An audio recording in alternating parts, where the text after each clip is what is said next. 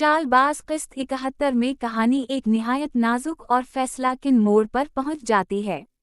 अयाज की असल हकीकत सामने आने के बाद घर का माहौल शदीद तनाव का शिकार है। असद के दिल में अयाज के लिए जो एतमाद था वो मुकम्मल तौर पर टूट चुका है और वो जज्बाती तौर पर बिखरा हुआ नजर आता है। अयाज अपने दिफा में सफाइयां देती है मगर असद इसकी किसी बात पर यकीन करने को तैयार नहीं।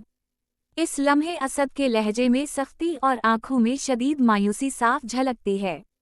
उसी दौरान घर के बाकी अफराद भी दो हिस्सों में बंट जाते हैं। कुछ लोग अयाज के हक में खड़े होकर कहते हैं कि शायद हालात ने उसे ऐसा करने पर मजबूर किया हो, जबकि कुछ उसे घर की इज्जत और सुकून बर्बाद करने वाली करार देते हैं। असद की वालिदा जज्बाती होकर अयाज को एक मौका देने की बात करती हैं मगर असद साफ अल्फाज में कह देता है कि अब कोई गुंजाइश बाकी नहीं रही। ये मंजर निहायत दर्दनाक होता है जहां एक ही घर में मुख्तलिफ दिल एक दूसरे के खिलाफ खड़े नजर आते हैं। दूसरी तरफ अयाज अकेले में टूट फूट का शिकार दिखाई देती है। इसे अपनी गलतियों का एहसास भी होता है और इस बात का खौफ भी कि अब इसकी जिंदगी किस सिमत जाएगी।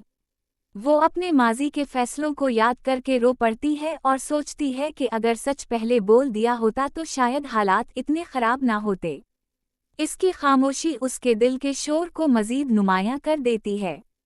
किस्त के आखिरी हिस्से में एक नया मोड़ उस वक्त आता है जब एक ऐसा किरदार सामने आता है जो अयाज के माजी से जड़ा होता है। इसकी बातें ये इशारा देती हैं कि सच अभी मुकम्मल तौर पर सामने नहीं आया और आने वाली अक़सात में मज़ीद राज फाश होने वाले हैं। इस मोड़ के साथ ही किस्त इख्तिताम पजीर होती है, नाज़रीन को तजस्सुस और बेचैनी में मुब्तला छोड़ते हुए कि अब असद का अगला फैसला क्या होगा और अयाज की ज़िंदगी किस रुख पर जाएगी।